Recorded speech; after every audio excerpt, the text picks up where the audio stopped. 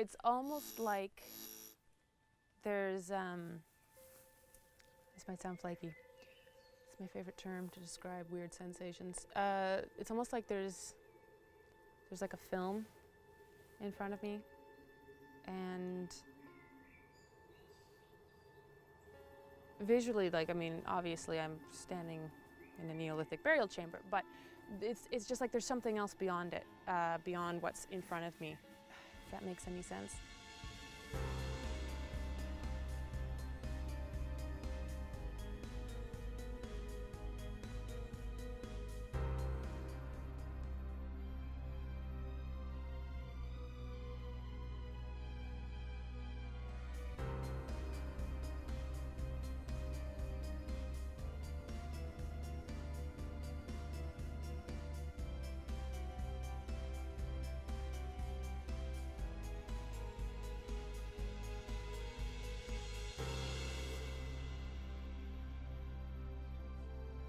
As Holly and I wrap up our tour of the Cheshire region of the United Kingdom, we investigate two very different locations.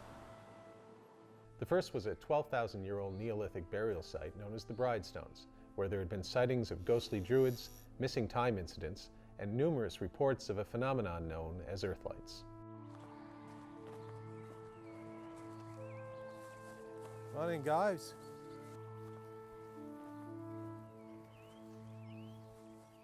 So, how old is this Mr. Sadler, did you say? This is...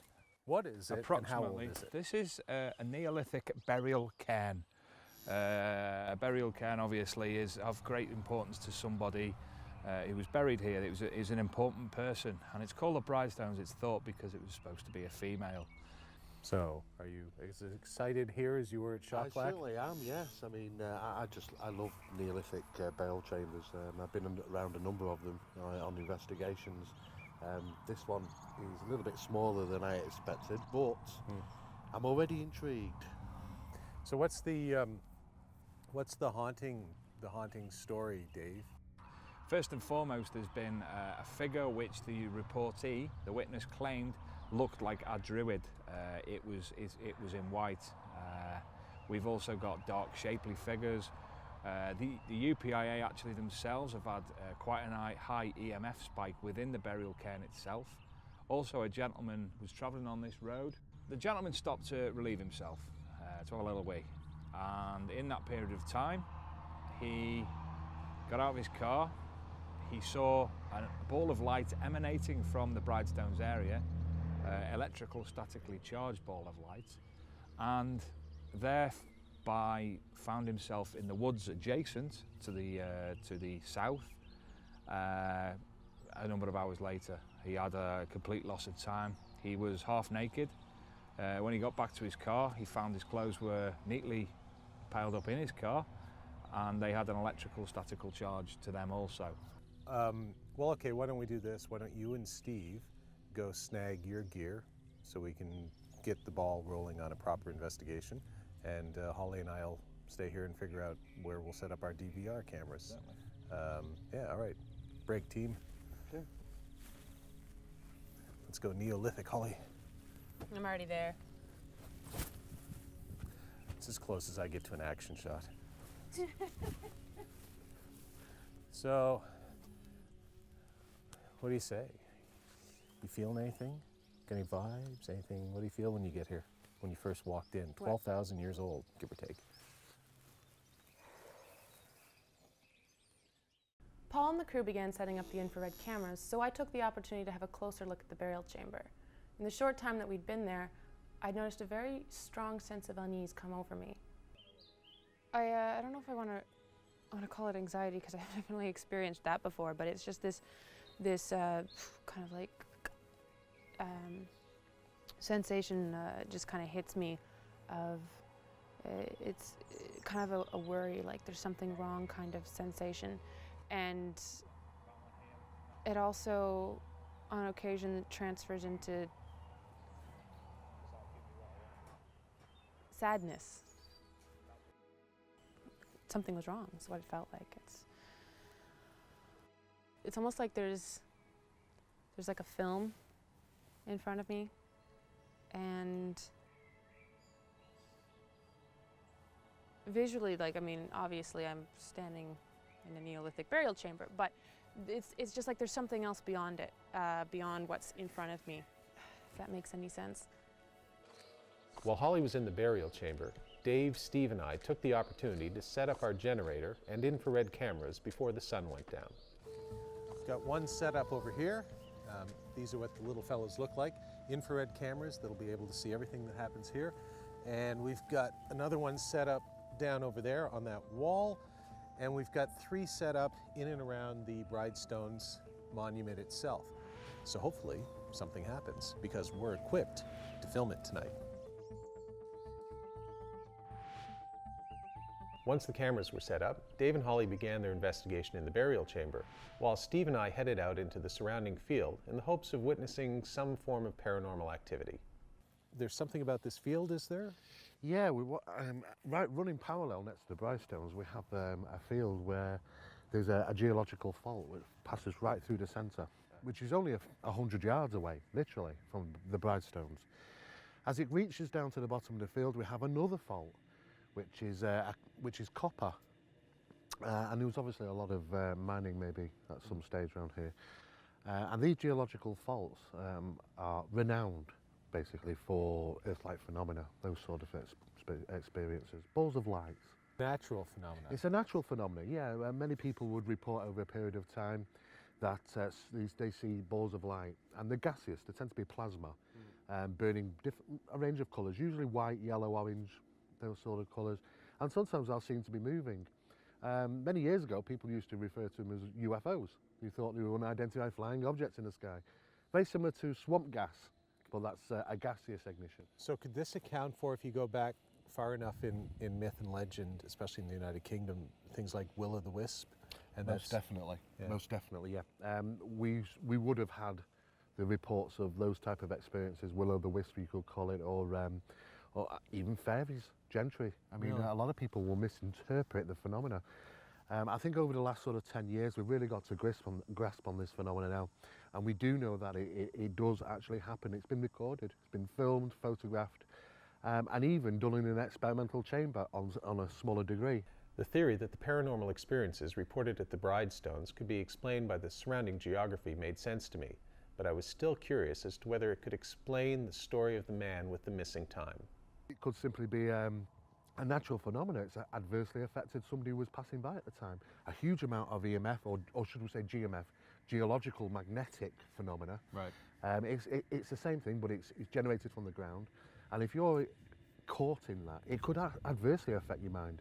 And you could also obviously claim to have had missing time as well. So you can understand how people could misinterpret that phenomenon. So you could bring in the idea that potentially earth lights, or the phenomenon that causes earth lights, would create something that might look like a fairy or a sprite or whatever, any of these mythological creatures we might have. At the same time as that phenomenon or something related to it might be causing a missing time thing. And today we call those UFOs. 500-600 years ago, they might have said, look, these are people who are taken away by the fairies and sprites for a period of time and then return from the fairy kingdom. Exactly. Yeah. Yeah. I mean, as you go through the eras, you'll find that there's very similar accounts, but they're interpreted completely different. At one time it would have been fairies, at another time it would have been spirits of their ancestors, another time it would have been paranormal. Some people refer to it as UFO. It's so many different things. In my opinion, any ghost investigation where you can come up with some answers is worthwhile, even if those answers aren't paranormal in nature. The great thing about the UPIA is that they take the exact same approach. A rational explanation is just as advantageous to us as it was something unusual. I wonder if the ancients stood in a field of poo. That's cow dung. Hopefully not. Cow dung or whatever it is that we have here. Okay, well, maybe we should go back and see what Holly and Dave. Yes, yeah, I'd love to find out. Like I was saying earlier, the nice thing is about the smallness of the space, that those DVR cameras, we've got the thing covered from every angle. So if there is anything tonight, We should hope they we should have it. All right, let's be careful where we walk. Ugh. When Ghost Cases returns, Holly and I continue our investigation of the Bridestones.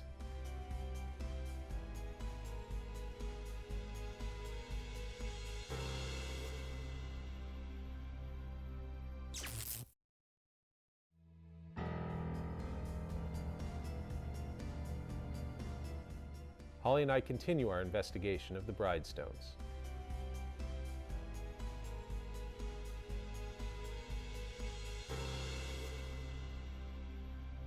Hey guys, Hi, What's Holly. up? I got a question for you. Oh, right. Steve, because no offense, Paul, but I don't know if you know the answer. Not my area, But, but just, all right, I'll tell you what, you guys talk, I'm gonna go in and spend a little time with the Bridestones on my own. All right, don't get in the way. I won't. I was just watching the screen for a little while Right. after I was done with Dave there, and in this field over here, it was at about 8:01 according to the clock. I saw what looked like a series of 4 or 5 lights in a row. Oh, yeah. And they appeared, I was looking at something else, but I looked over, I saw them right about here in the screen. They were all in a line, not vertical necessarily, but they moved in sync. So not like an orb moves by itself, they moved together, Right. and they kind of went, and it could have just been a light on the thing, but they moved kind of this way off into the distance and behind the rock there. Oh, that's interesting you mentioning that, because I've just been talking to Paul about this location, and now it's often referred to as a place where Earth-like phenomena takes place. Now, Earth-like phenomena can be little balls of light which are generated. They come from the ground, standing stones, areas where there are geological faults, just like here, and they seem to rise to the surface and can be seen to be like little bright balls of light. Yeah, that's what they look like. Yeah, well, that's really interesting you mentioning that, because this vicinity, the people have reported those exact same things before. But they're explainable. Oh yes, yeah, they're explainable. Do they normally move in groups? And sometimes they've been seen to be moving in groups, 3 or 4 of them. Really? In fact, yes, yeah, Well, that's really interesting because that's definitely recorded. that's fantastic. Because at some time we could go back and look at that. Oh, absolutely. And I noted the time, Excellent. so we can go back and take a look at it. But I thought maybe someone had a light shining, but then again, that would have caused the infrared to cancel itself out. But Yeah. I Well, just let's hope that we get some more. absolutely. Thanks for the Brilliant. explanation. I was Brilliant. just completely. Good viewing. Thanks. There was no question that I'd seen some strange lights over the field, but our cameras didn't pick it up, which I thought was odd.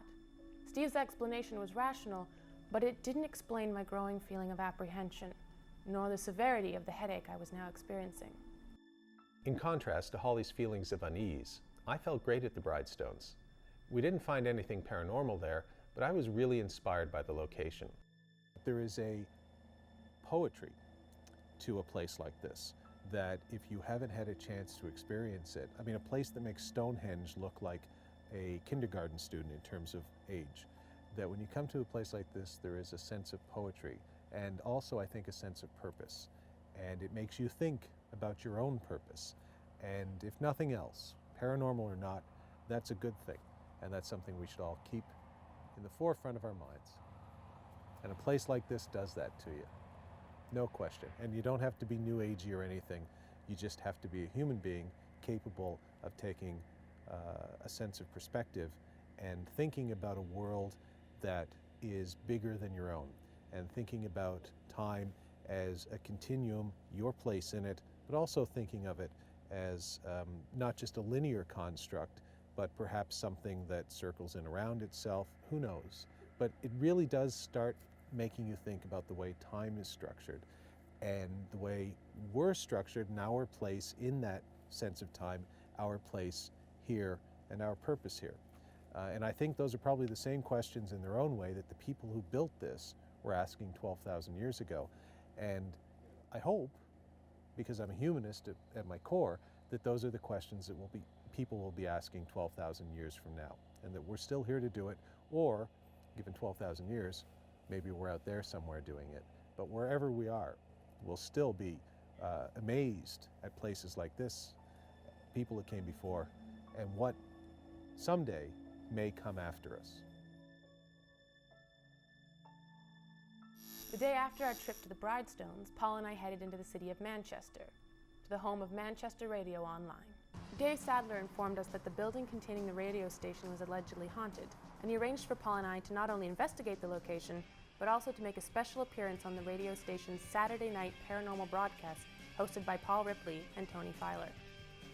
We do talk to witnesses beforehand. Each episode's done in a different way. So we have research packets. We know the general story, obviously. You don't just want to show up at a place like this and go, I hear you've got ghosts. You know, what kind of ghosts? We have demons. Bye. Occasionally I do run away because I'm cowardly. But I mean, if it is a demon from hell coming at me, I'm not going to stick around. Has that actually happened? No, because I leave, so I don't know. I don't know. The demon gets there and goes, they told me he'd be here, but he's gone. Being on live radio is a fairly new experience for me, but not for Paul. He was completely in his element discussing the paranormal with Paul Ripley and Tony Filer. You can't, there's no evidence whatsoever, I don't believe, that anything has ever existed and come back and haunted anyone. There's no evidence, otherwise you wouldn't be doing your job now. There are things I think that we can't explain, so that makes them paranormal by their very definition. That doesn't mean they can't be explained. It just means we don't have the evidence in some cases, or we might not have the scientific knowledge. And ghosts are an interesting question, that sort of these ghosts or poltergeists or anything like that. You can play with all the theories you want. Most people would assume that they're the spirits of the dead. Or it could all have a prosaic explanation, that if we have more research and look into it in a scientific way, we might be able to explain it and understand it better. After about an hour on the radio, Paul and I started the investigation. Dave and Paul went upstairs to a room that was supposedly once a bordello, while Steve and I concentrated our efforts in the basement, where back in the early 20th century, a man was allegedly brutally beaten.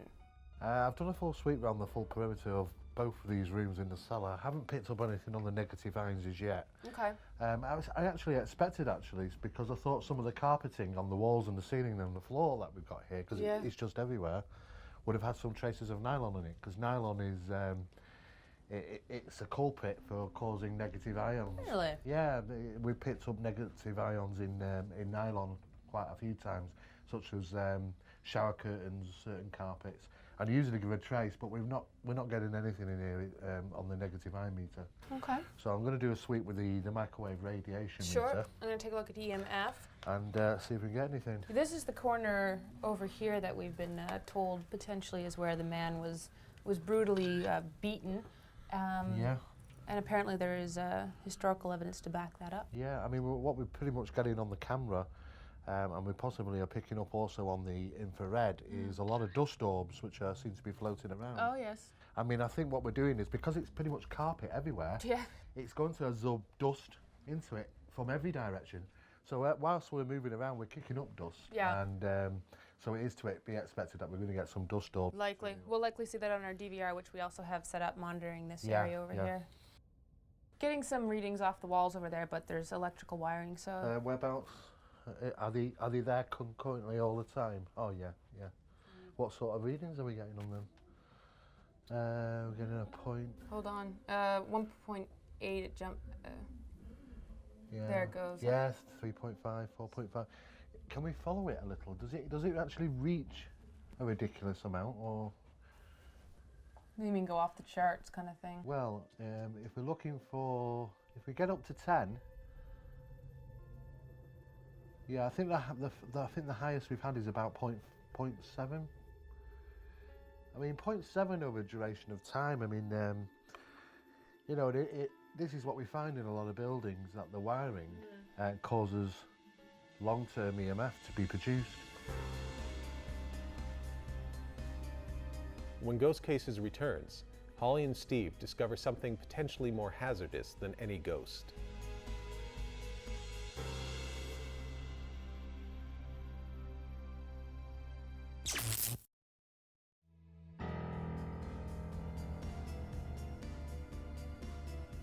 Holly and I continue our investigation of the radio station in Manchester, England.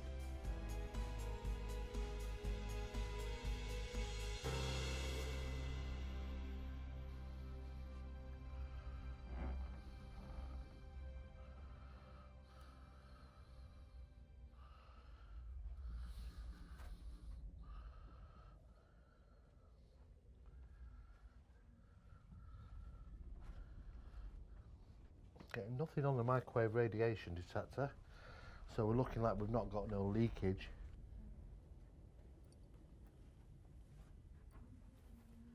One, two.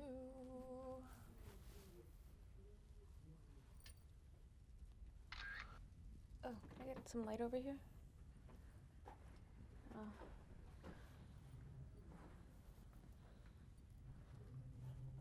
Oh, Oh, so there's like a whole other space back there.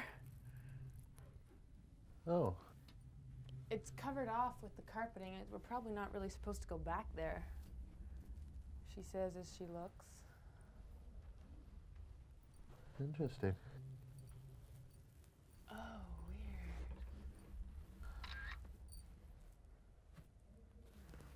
Let me just flip this over the other way.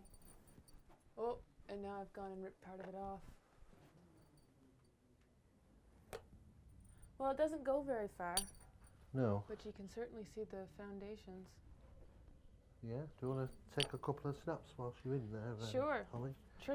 Just Let me do it. just point and press.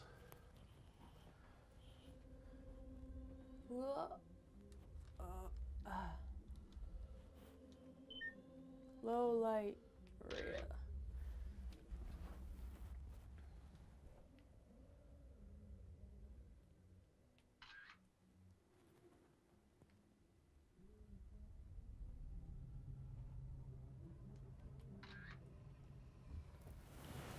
Let me just take this side. Creepy corners.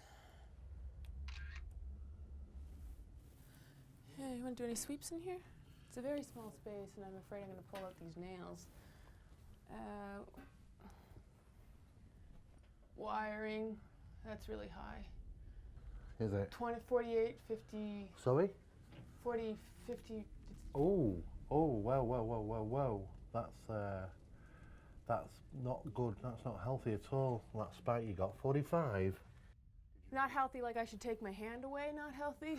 No, basically, if you've got 45, you'd only have to spend about, 20 minutes in that field at 45. In that field? In that field, about 20 minutes. And then what? That'd be enough to make you a little bit disorientated, feel a little bit nauseous. But you'd actually have to be anticipation. standing. You'd have to stand yeah, in that I mean, space. We're up to 69. It's jumping. 69. It's jumping between 30 and 50. Yeah, they definitely need the wiring sorting out, really.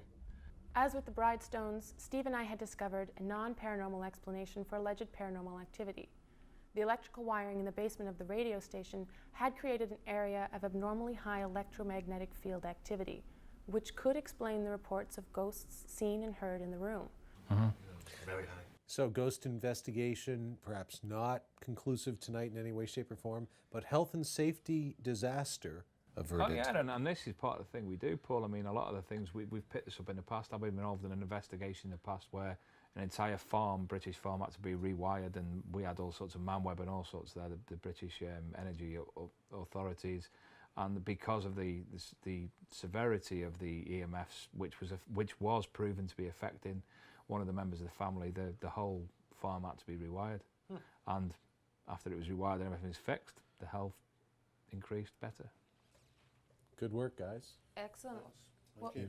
We've got lots of DVR to go over, so... Yeah, we've got quite a lot of photographs, and obviously we put some details down on our sheet. We're now doing the perimeter test, so... And we've also got a lot of our own footage, which obviously we're making available to the crew. Check that as well, yeah.